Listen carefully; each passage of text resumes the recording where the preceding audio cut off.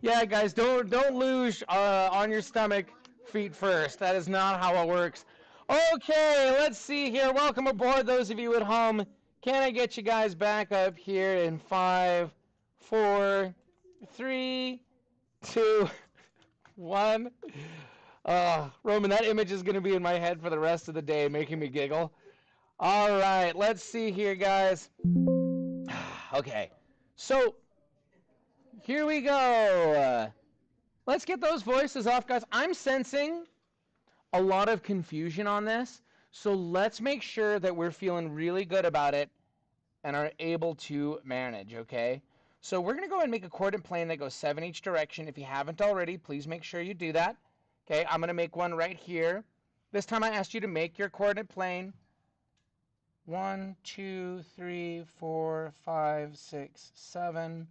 1, 2, 3, 4, 5, 6, 7. I'll need to adjust 1, 2, 3, 4, 5, 6, 7. 1, 2, 3, 4, 5, 6, 7. Okay, let's see here. Yes. Oh, did you get all these graphed? Yeah, I want to get these graphed first, and then we can walk away. Okay. I want to make sure we're feeling really good about this. So I want to apologize really quick for being an insufferable jerk about this warm-up, because this warm-up, guys, I didn't even think about this. It's kind of written in reverse order from it's written from hardest to easiest, when maybe I should have gone the other way. So maybe we should do that too. So let's go ahead and take a look at 4, 3, 2, and then 1. So let's look at number 4. So on number 4, let's see here. Remember, there are 3 pieces of information that we need to know about each of these lines. If you haven't already, please join me in this, guys. Got a pencil? Absolutely. We need the y-intercept, the change in y, and the change in x. Do you guys remember doing that on a Monday and Tuesday? Yeah. We were coming up with those, the slope, the y-intercept, the change in y, and the change in x. Dash, what is the y-intercept of line on number 4? It's -4. How did you know it was -4? Because that is the number that is not touching my x. Very good. What number is my change in y, Dash? 1, because that is the number that is on top of the fraction. What's my change in x? 3. Very good. So where is that telling me to start, Dash? That's right. Since the y-intercept on my y-axis, that's the up and down axis, is down 4, we're going to put a dot right there. And then where is it telling me to go from there? Up, down, left, right, how much? Yes, since it's up, since the change in y is +1 and the change in x is +3, it says go up 1, right 1, 2, 3. Up 1, right 1, 2, 3. Also, you can put it in full reverse. What's the opposite of up 1? Everyone, the opposite of up 1 is? Down 1. What's the opposite of right 3? Left 3, 1, 2, 3. I can fit one more. 1, 1, 2, 3.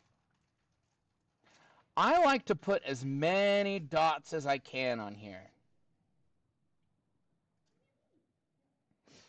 How many of us, after seeing that once, feel this kind of coming back to you? You guys kind of feel this coming back to you? Okay, just a few of us. That's okay. Let's keep working on it, okay? Let's see here. Can I get a little bit of help? And this one's going to come from Oliver. On number 3, I need that same information. I need the y-intercept. I need the change in y. I need the change in x. So the y-intercept, the change in y, the change in x. Oliver, what's the y-intercept on number 3? 6. What's the change in y? Do you remember?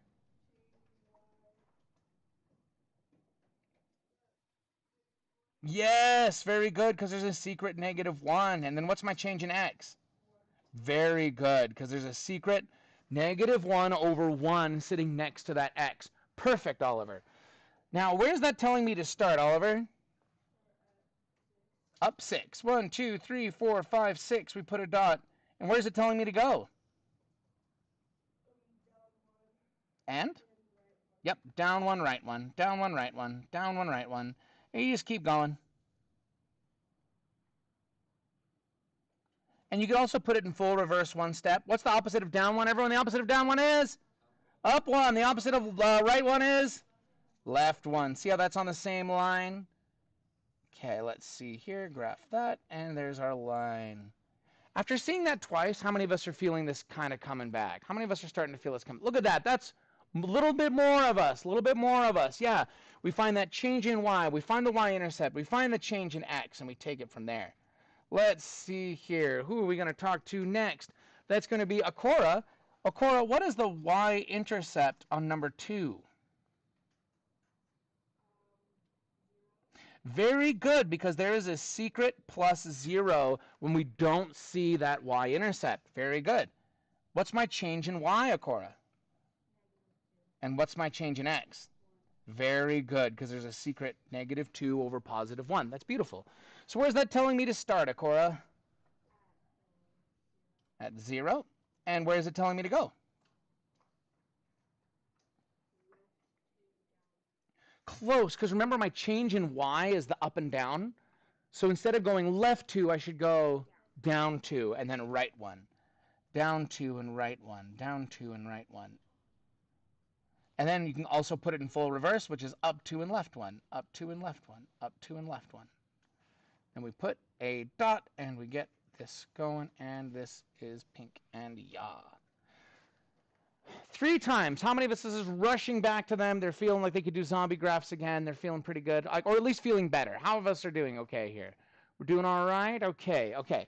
Last one here. Let me see if I can get a little bit of help. And this one's going to come from Nora, Nora C. Nora, what is number 1's y-intercept? It's 7. Very good. What is its change in y? And what is its change in x? Great. Where's that telling me to start, Nora? Up 7. So you go up 7 here.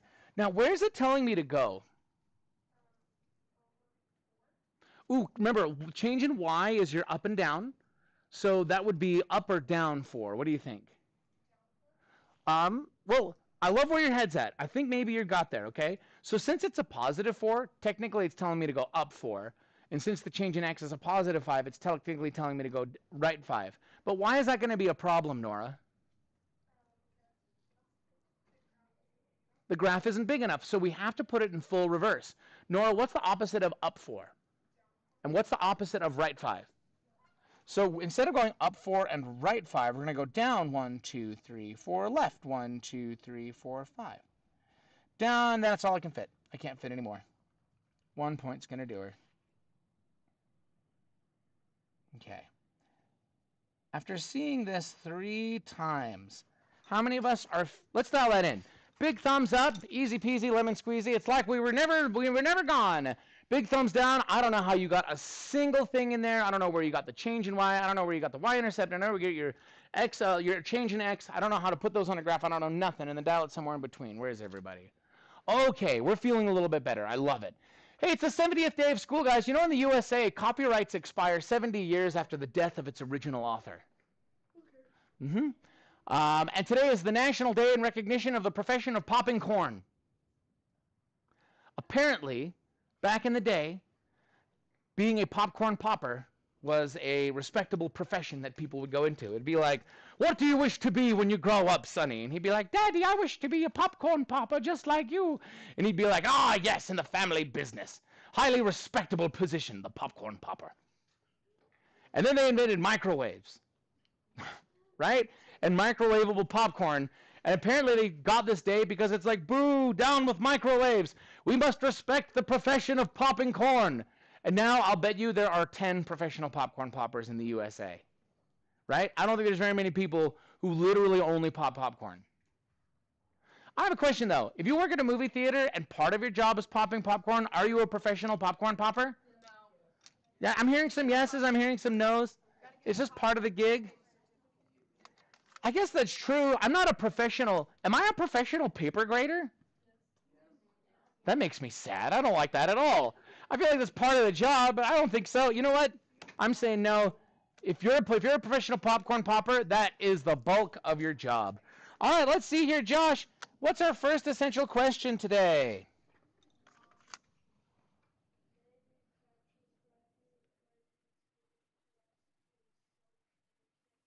Will you write that down? May we practice graphing equations given to us, really lines given to us using equations in slope-intercept form. So the whole idea, guys, is that for 99% of the situations that we have here, you're going to be able to do this. What's the y-intercept? What's the change in y? What's the change in x? Follow those directions and you're good to go. Okay? We'll talk a little bit about other situations in just a minute. By the way, Jeopardy! It happened in December. 4 of the top 10 highest grossing movies released in December come from this series, with entries like The Force Awakens at number 1, that is the highest grossing movie ever released in December, or Rogue One, which is the 7th highest grossing movie released in December. Does anyone know the name of that series? I do not see the correct answer up there. Molly? That is Star Wars. Star Wars is the correct answer. And then Disney Princesses, Cinderella is what we're looking for. Cinderella. Indeed. Hey, not a princess. Right? No, come on. Hey, that was a good gag, right? No, but here's the thing I don't understand is there are certain things that I don't consider Disney princess, and yet if you watch Wreck-It Ralph Breaks the Internet, she's in the princess scene, which I don't get why. Yeah. Is Mulan in that scene? Yes. Because Mulan Wei doesn't count as a princess.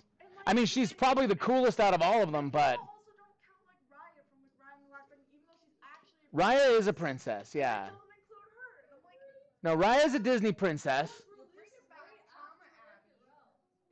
Oh, maybe. But is that after Wreck-It Ralph Breaks the Internet too?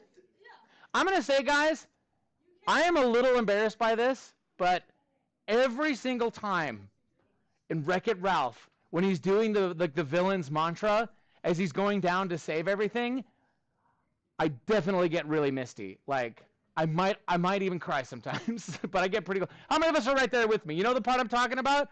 Where he's like, I am bad and that's good. I will never be good and that's not bad. You know that part? And he's like, yeah, oh, it's so beautiful. Anyway, got a pencil! First one. I haven't seen the second one.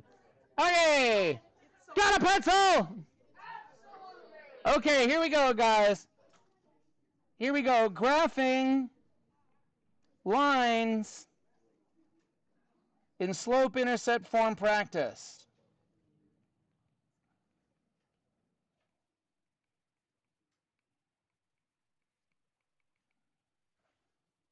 Graphing lines in slope-intercept form practice.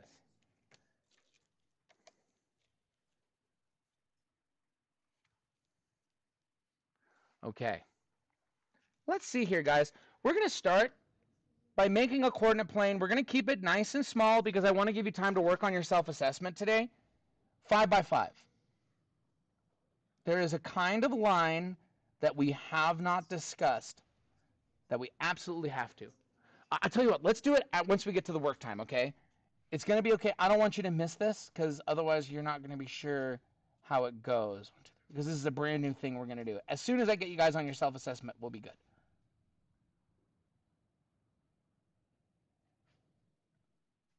There are 2 kinds of equations, one of which looks like it defies the change in y, change in x, slope y-intercept, but it actually doesn't if you have some if you imagine some secrets.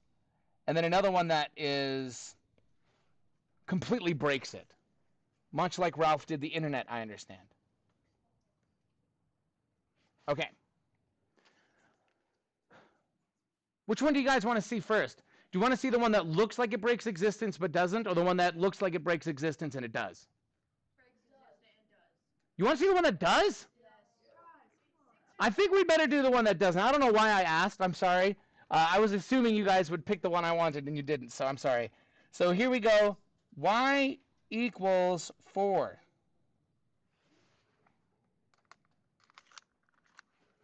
That one looks like it breaks the rules of what's the y-intercept, what's the change in y, and what's the change in x.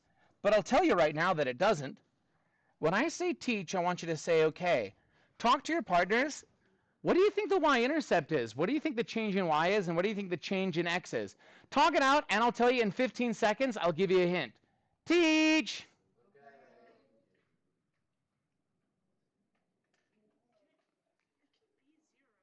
Hint incoming in 10 seconds.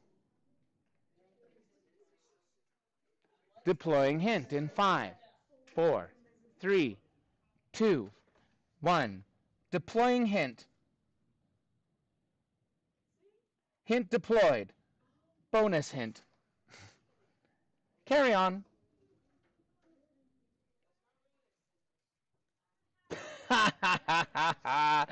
Conrad. Oh, my man, Conrad. I'm putting you on the start team for that. That's 100% right. That's beautiful. Uh-huh.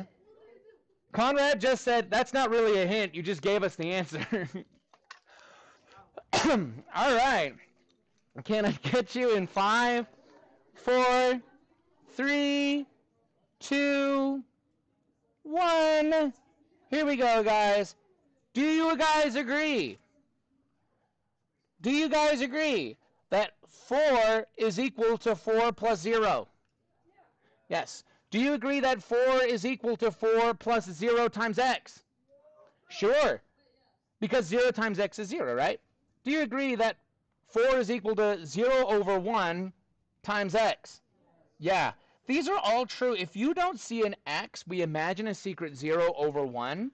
So now that I see all this information here, what was the secret y-intercept? Rachel, what was the secret y-intercept?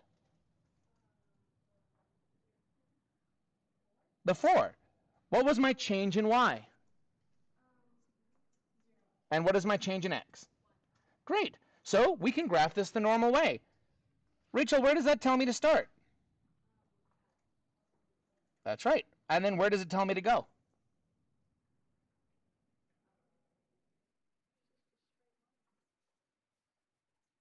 How much should I go up? Yeah, and how much should I go right? Yeah, go up 0 over 1, up 0 over 1, up 0 over 1, or up 0 left 1, up 0 left 1. It doesn't matter which direction. This is a horizontal line that goes through y equals 4. Because that is all the places where y equals 4. Now this one does break the rules. But now that you've seen what x equals 4 is, y equals 4 is, I wonder if you could tell me what x equals -3 might look like. This one really does break the rules. So if y equals 4, listen to my words, if y equals 4 is a horizontal line where y is 4, what do you think x equals -3 might be? Talk it out and teach.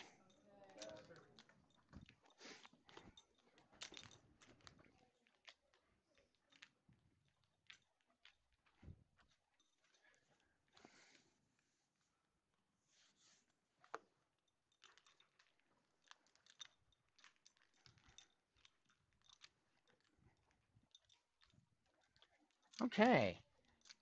Can I get you guys in 5, 4, 3, 2, 1? Let's see here. First of all, guys, I appreciate you guys working together, talking to each other. I think you guys do deserve a point for that. There you go. And second of all, here's the thing. This kind of breaks the rules, and I'll show you why in a minute, but here's the deal. If y equals 4 is a horizontal line, if I take the opposite of y, which is x, and make it x equals -3, say it again, Abby. It should be a vertical line. And moreover, Abby, where should that vertical line start? There are two -3s. Do you think it starts on this dark green at -3? Or do you think it starts on this light green -3? Other way, it's actually the light green one, which is why this is why it breaks the whole thing. If it was, here's the thing, if it was a vertical line at x at the -3 here, it would just be the y-axis. And if you graphed x equals 7, you would put it up here, and then it would just be the same line. So it needs to be going left and right. That's why it breaks it. This doesn't even have a y-intercept. It only has an x-intercept. That is. It looks like this. Whoop. It is a vertical line that goes through x equals -3. Yep, and that's it. And it's a vertical line straight through that. If you see y equals like 3, it's a horizontal line where y is 3. If you see x equals 10, it's a vertical line where x is 10. Okay, guys, that's going to give us about 12 minutes here. I have a self-assessment for you, but it's not on your Chromebooks because we can't really graph lines on our Chromebooks. On this, guys, you're going to see 6 graphs, 12 equations. Put 2 equations on each coordinate plane and be careful to label them carefully so that I can make sure I know which equation you're doing where. If you finish today, I will take this today. Otherwise, I'll just take it throughout the week. It's technically due on Friday, but due dates never really mean a whole bunch. So if you get it done over the weekend and give it to me on Monday, I will not be unhappy about that. So here you go, guys. Talk it out. Talk to each other.